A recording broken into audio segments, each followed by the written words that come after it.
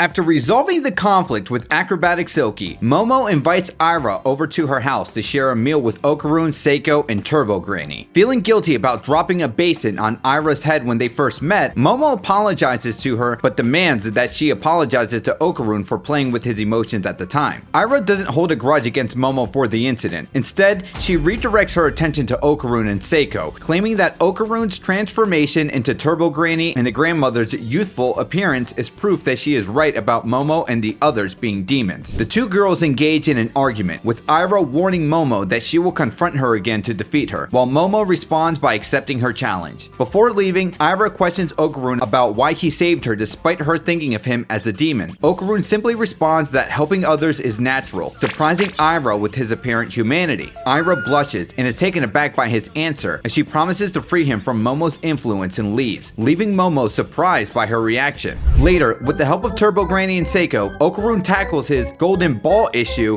with the game of baseball. Turbo Granny throws the ball to Okarun and Seiko, but Seiko hilariously misses. Okarun shouts with joy, feeling one step closer to being normal. The next day at school, Momo suggests meeting Okarun on the rooftop during lunch to discuss finding his other ball. However, Okarun declines, wanting to finish a report during lunch and after school. Momo decides to spend lunch with her friends but becomes suspicious that Okarun is hiding something. She hears Miko thinking that it had something to do with the girl, which causes her to think of Aira in her head but doubts that this was the case. While getting drinks for her and Miko, Momo starts feeling uneasy and considers checking on Okarun. Unexpectedly, she finds Okarun on top of Aira in the courtyard, shocking her. Outside the school, Okarun trains alone, preparing for the next encounter with paranormal enemies. Suddenly, Aira appears without warning, interrupting his focus to confess her feelings by attempting to kiss him. Shocked, Okarun questions her actions and asks Aira why she thought it would be appropriate to do this, to which she answers that she read about this kind of approach in a book her father had.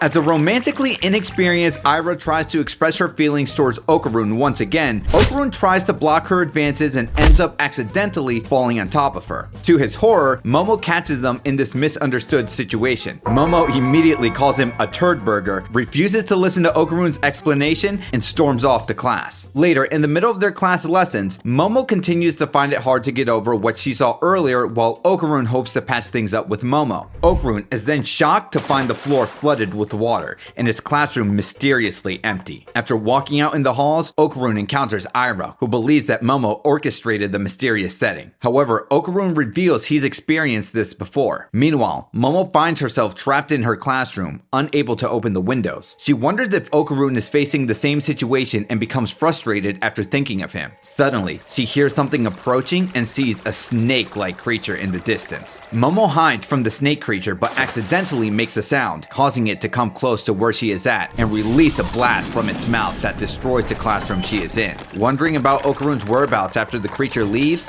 she remains cautious. Meanwhile, Okarun and Aira are startled by the noise caused by the creature. Recalling being in a similar space at the time he and Momo faced the Flatwoods monster, Okarun tells Aira that they must defeat the alien to escape. Suddenly, they are then confronted by a crab-headed alien who moves in to attack. Okarun enters his Turbo Granny form to quickly grab Aira out of the way and tells her to relocate as he handles fighting the alien. However, Okarun is overpowered by psychokinesis and reverts to his human form when the Serpo arrive. Okarun shouts at Aira to escape as the Serpo target women, but she quickly gets tossed aside. The Serpo inform Okarun that they seek his supernatural powers and plan to extract his reproductive organs. Okarun, unable to transform into his Turbo Granny form, struggles to break free from the Serpo's grasp. His clothes are shredded by the aliens as they prepare to extract his reproductive organs. Just as Okarun's situation becomes dire, Aira intervenes, awakening her acrobatic Silky powers. With the newfound agility, she delivers a powerful kick to the Serpo, rescuing Okarun in the nick of time, which convinces her that she really is the chosen one.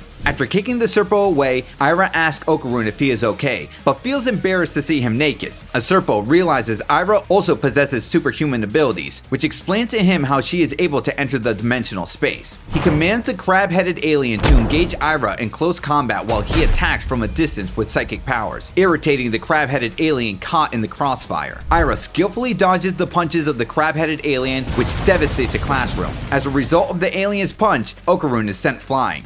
Seizing the moment, Aira kicks the crab-headed alien to the ceiling where it gets stuck. Now prepared, she turns to confront the Serpo. However, the alien uses his psychic powers to restrain Aira against the wall and becomes delighted to see that there is more than one human with superhuman powers. Meanwhile, the crab-headed alien breaks free, accompanied by two transformed Serpos, expressing their unplanned intention to extract Aira's reproductive organs. Despite Aira's reaffirmation of being the chosen one, the crab-headed alien delivers a devastating punch to Aira that sends her through a classroom. Okarun intervenes to protect Aira from the Serpo, transforms into his Turbo Granny state, but is subdued once again by the Serpo combining their psychokinetic abilities, nullifying both their supernatural powers. The crab-headed alien begins to attack Okarun while he's down, but Okarun manages to launch himself at the alien after Momo arrives to cancel out the Serpo's psychokinesis with her own. The Serpo react in shock to the unfortunate reunion with Momo, who also makes a remark to once again see their faces. With Momo here, the Serpo expressed disappointment that the subordinate creature they brought along failed to complete its mission. Although Okarun is relieved to see Momo, she tells Okarun not to look at her while he is still missing clothes. Though displeased that Momo ended up being the one to save her, Aira still requests her to fight alongside to defeat the Serpo. Momo is shocked to see Aira transform into acrobatic Silky, but agrees to cooperate while Aira firmly states her refusal to hand over Ken. When Aira mentions Okarun's full name, Momo blushes and loses concentration, inadvertently releasing her psychokinesis and leaving them vulnerable to the Serpo's power. Taking advantage of their weakened state, the Serpo used this opportunity to force the crab-headed subordinate to fight for them by injecting him with a performance-boosting serum, much to his disapproval. Now, in an enhanced form, the crab-headed alien attacks Okarun and Aira with shockwave punches while they're immobilized. However, Momo regains her composure and directs her psychic powers against her enemies. The crab alien is then instructed to target Momo, but Okarun and Aira transform to fight back, gaining the upper hand by exploiting the crab alien's weak spots. Despite their effective teamwork, Momo advises them not to fight too closely to avoid being targeted easily. While Aira interrupts this as jealousy, Momo denies it and Okarun comments on how good the advice is, but accidentally causes Momo to lose focus of her psychokinesis after adding a line similar to Ken Takakura. Meanwhile, the crab alien is disappointed by the Serpo's decision to reduce his pay for his poor performance in battle. The conflict between the two opposing sides is then interrupted after the water beneath their feet suddenly rises and floods the empty space. After reaching the surface alongside Okarun and Aira, Momo discovers that the walls and ceiling have also transformed into water. She looks down in dismay to see the creature she previously encountered swimming below them.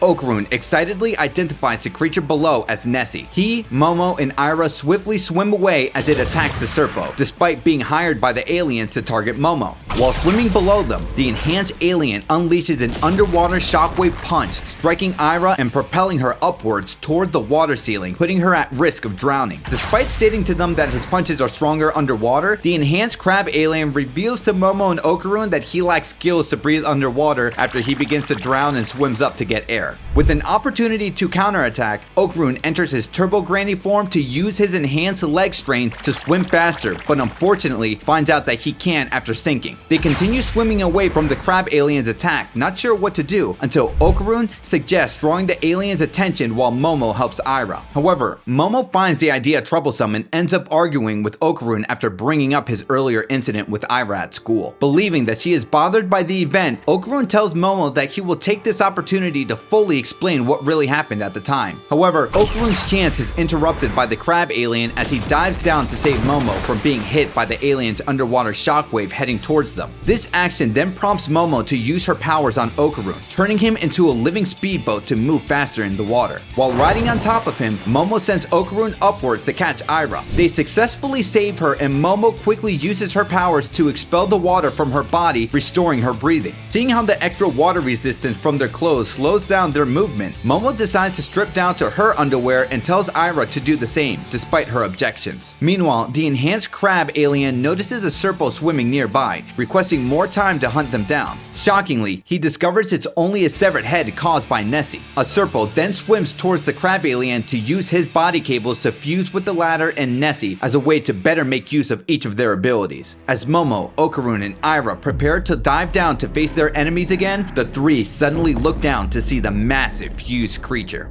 The trio evade the Serpo Dover demon Nessie's water blast from its mouth. After the water blast ceased, Momo, Okarun, and Aira notice the fused creature sucking in water through its skills, revealing to them that it needs to recharge to continue its attacks. Momo suggests destroying the monster's neck so it won't be able to use its laser anymore. Aira, utilizing her acrobatic silky hair, prepares herself towards the beast and attempts a flying kick. However, the Serpo Dover Demon Nessie intercepts with a devastating punch, showcasing his close combat capabilities thanks to the crab alien's arms. The Serpo Dover Demon Nessie then unleashes a water blast in an attempt to finish Aira off. However, Momo and Okarun swiftly intervene to save her. Soon after, the trio struggles to formulate a plan to combat the formidable foe. Okarun notices the mantis shrimp arms from the crab alien and shares his observation with Momo, sparking an idea. The three then become separated after being hit by one of the Serpo Dover Demon Nessie's shockwave punches. Viewing Momo as being the most dangerous, the fused creature prepares to eliminate her after having used up his water blast. As he prepares to deliver a closing punch, Momo uses her powers to separate the water, causing the Serpo Dover Demon Nessie's mantis shrimp arms to rip apart, unable to withstand the shock of their own punching power out of the water.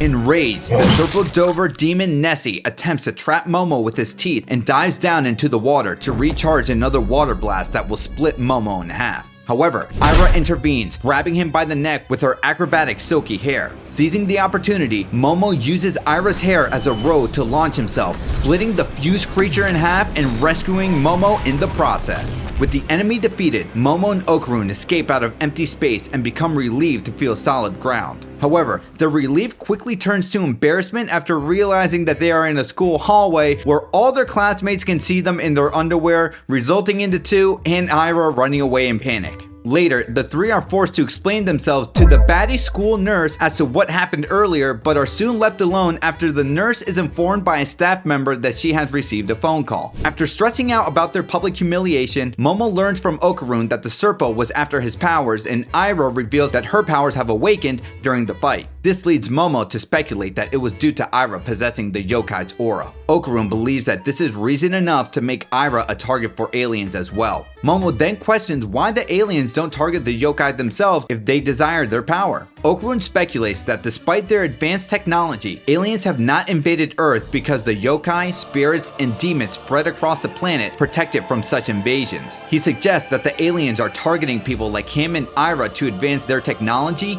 aiming to defeat the yokai. Additionally, he wonders if they could possess his missing Kintama. Comically, neither Aira nor Momo comprehends a single word of Okarun's explanation. Instead, they are more preoccupied with their earlier embarrassment. Aira suggests blaming the incident on Momo, and Momo grants permission to do so, as she prefers not to deal with coming up with any more excuses. Aira then leaves with her friends after they came to pick her up. With the two now alone, Momo demands that Okarun explain himself about the incident between him and Aira. Okarun explains to Momo that he ended up falling on top of Aira after he tried pushing her away in her attempts to kiss him. Momo then asked him why he was in a private location, to which Okarun explained he was working out to become strong and that he didn't want her to know in order to appear cool in front of her. Momo finds this reason to be funny and starts to teasingly have him explain further as to why he wanted her to think he was cool. Feeling too embarrassed to do this, Okarun prepares to make his leave and tells Momo that he will not blame their incident on her. Before having him leave, Momo becomes eager to say something back to him.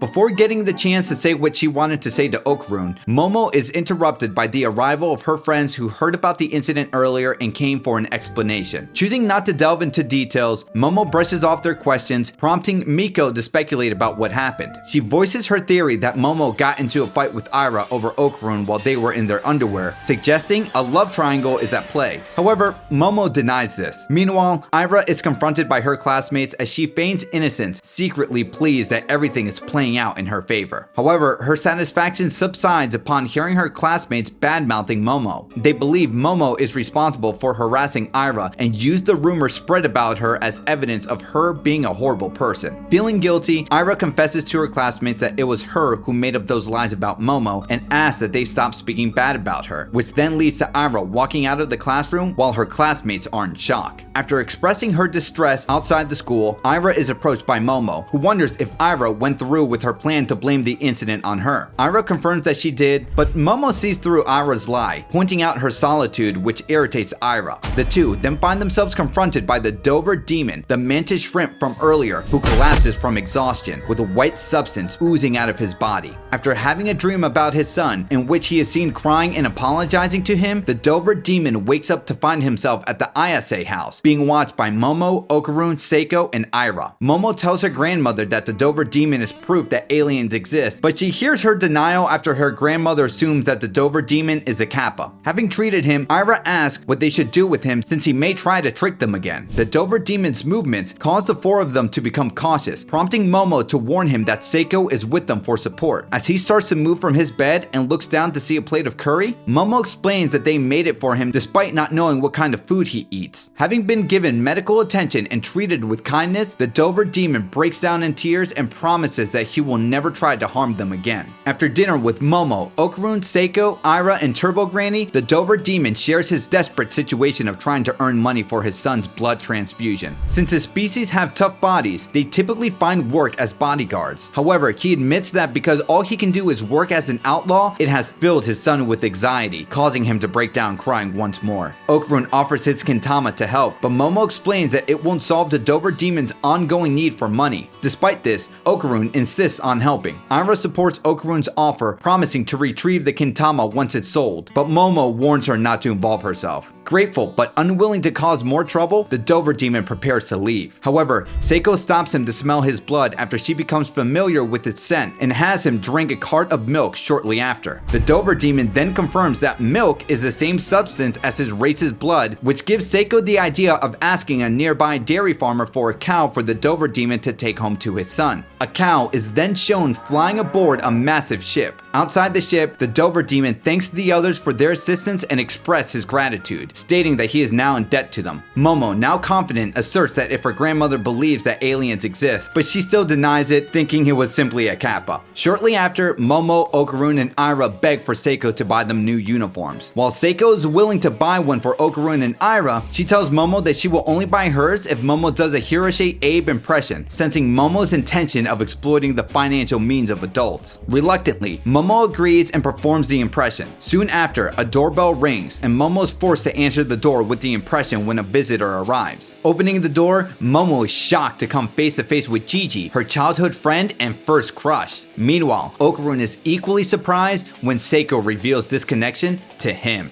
To find out what happens in Dandadan next, you're going to want to click on this video right here.